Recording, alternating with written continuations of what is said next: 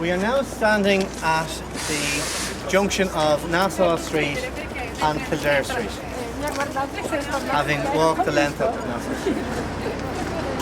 Unfortunately, a very sad incident took place here on the 17th of May 1974. It was the day of the Dublin mountain bombings. Most people are aware in Dublin of the bombings in Talbot Street, in Nassau Street. What people forget is that a bomb also went off in South Leinster Street, just across the way here. At about just after 5:30, an Austin 1100 packed with explosives blew up and killed two people, Christine O'Loughlin and Anna Massey. Christine O'Loughlin was 51 years of age, Anna Massey was only 21. The bomb blew out most of the windows in Nassau Street and South Leinster Street. Those two people are more or less forgotten, but the Justice for the Forgotten group in 2008 got permission to put down a stone slab, which is just between that lamppost there and the traffic light there. You can't see it very well, so I took a photograph of it, and that's it, and you can read it for yourself.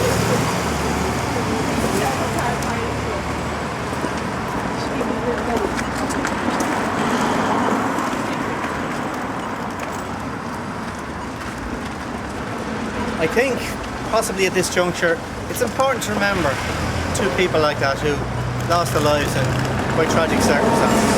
But I'm going to end on a happy note. As I said earlier, Nassau Street was where James Joyce first met Nora Barnacle.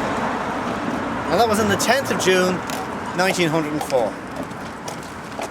Nora didn't know what to make of him. She saw him there in his sailor's cap, she saw plimsoll shoes, she thought he was a sailor. He asked her out, but she stood him up. He asked her out again a second time, and this time they got together and they had a relationship which lasted 37 years. Nora herself worked in Finn's Hotel in South Leinster Street. She was a chambermaid. Thank you very much for attending my walk of Nassau Street. Before I finish up, are there any questions at all? Does it stretch further up Nassau Street? Does it go all the way up? Or? No, that's South Leinster Street from here on. So it stops here? It stops here. That's why it's the junction of Pat de Verse Street and Nassau Street. It's on the actual, see between the, see where the lamppost is pavement. There? Yeah, you can just see there's one in there. It's slightly different colour. Sometimes you can't see it because if it rains or it's muddy that you can't see it. I think there should be a better one really. I think there should be one on the actual wall, but I don't know why. Anyway, as I said, I'm going to finish with something Joycean. That's a few verses of a song which was written by James Joyce. And the reason I do this is because when Nora Barnacle was interviewed one time, she admitted to the interviewer that she never read Ulysses. She said, I always told Jimmy that he should stop that out writing and become a singer. He did write some songs, and this is called The Ballad of Pierce O'Leary. It's just a couple of short verses from it.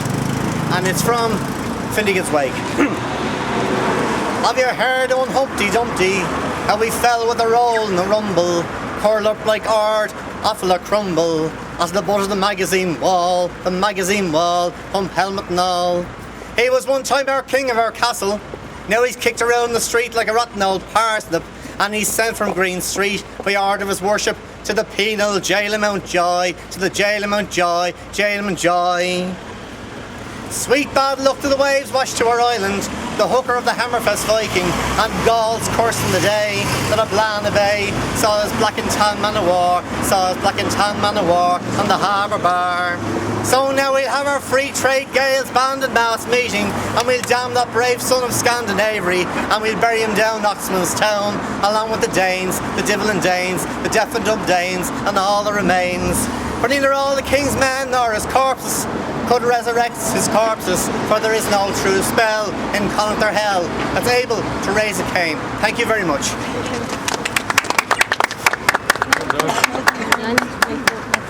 I always close my eyes.